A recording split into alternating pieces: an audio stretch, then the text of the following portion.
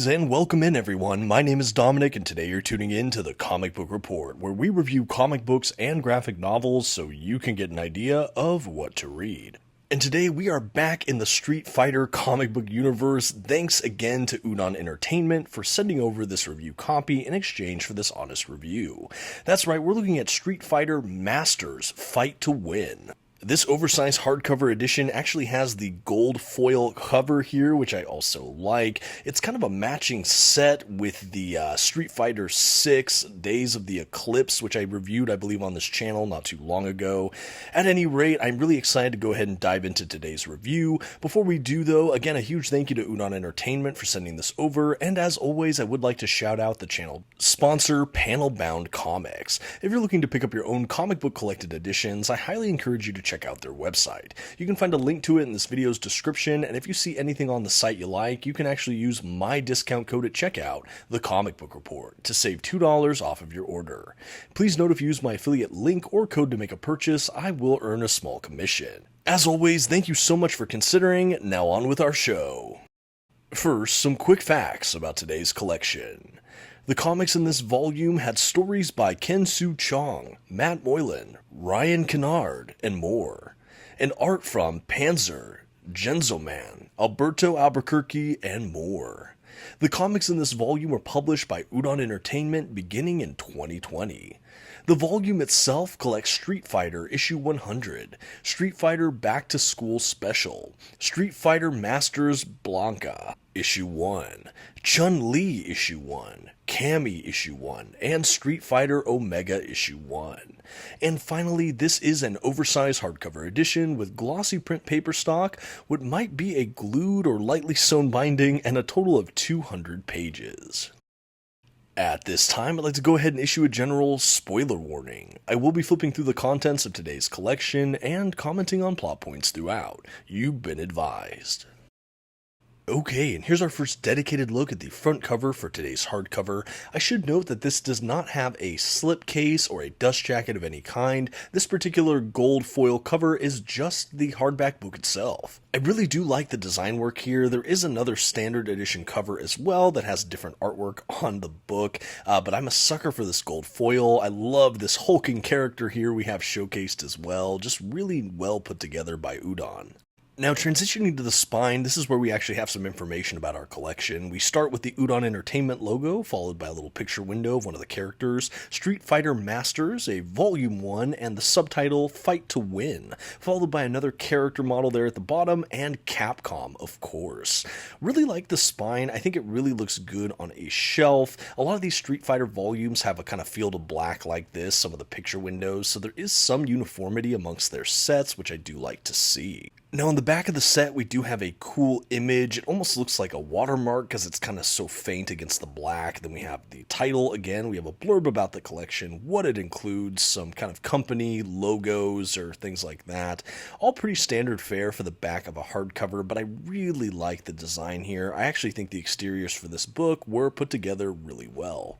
Okay, and now for all you prospective collectors out there, just a quick look at this book's binding. It's a little hard for me to tell if it's sewn or has a bit of glue. I will say the binding is a little more durable than the Street Fighter Hadouken volume I had, which was a little bit flimsy, but this is still a lighter binding. I think I would have loved to see a bit more glue or a stronger sort of sewn binding situation. I do think that that's probably one of the weaker aspects of this particular collection. I didn't have it falling out on me, thankfully, but I would have loved to see it a little bit more fixed. That being said, it does lay down quite well.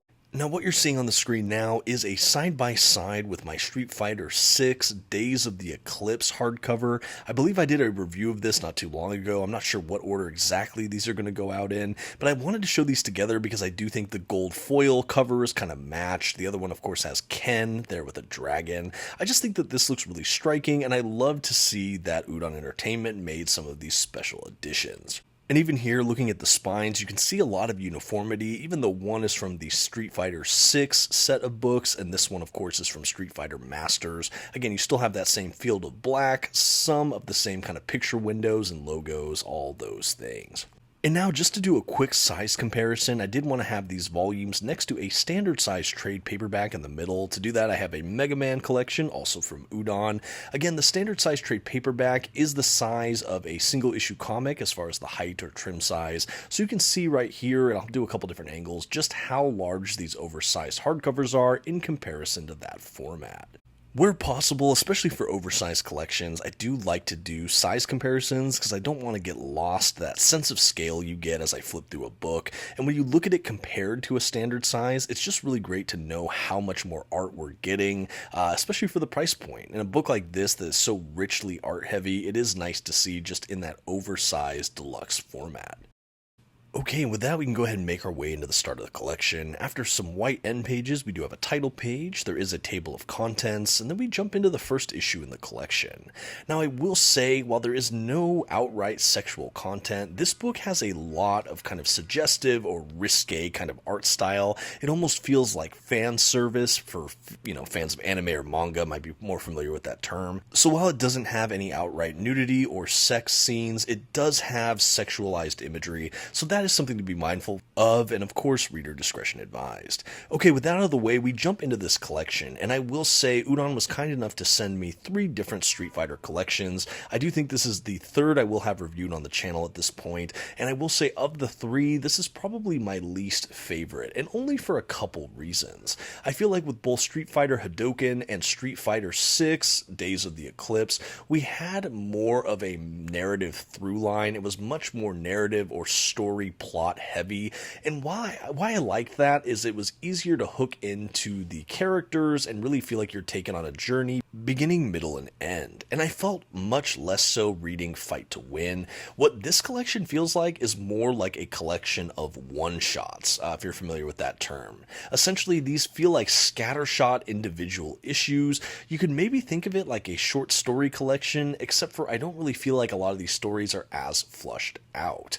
We do have a couple, like the one following our favorite green Street Fighter character here, that really feels a little bit more character driven. I think the Chun-Li issue was also quite good, but a lot of these other ones, I just felt like there wasn't as much character depth as I would have liked to see, and what I certainly saw in those other Street Fighter volumes. That being said, we did have a lot of great art here. I think that the art styles are all really vivid and interesting. We also have a kind of diverse array of artists too. I think comic to comic, there's more diversity of art styles compared to some of the other Street Fighter volumes I've read. So if you like having a collection with a lot of different artists, this is also a kind of fun book in that regard. But I think because the issue to issue uniformity is not really there, and even the art style is so divergent story to story, you just don't have a really cohesive through line as a collection here with this hardcover. I imagine this would be a fun gap filler or a catch-all for someone who really likes collecting a lot of these Street Fighter hardcovers. This might collect some of your favorite one-offs or kind of individual issues, and I think in that lens, this could be a really great collection to pick up for your shelf.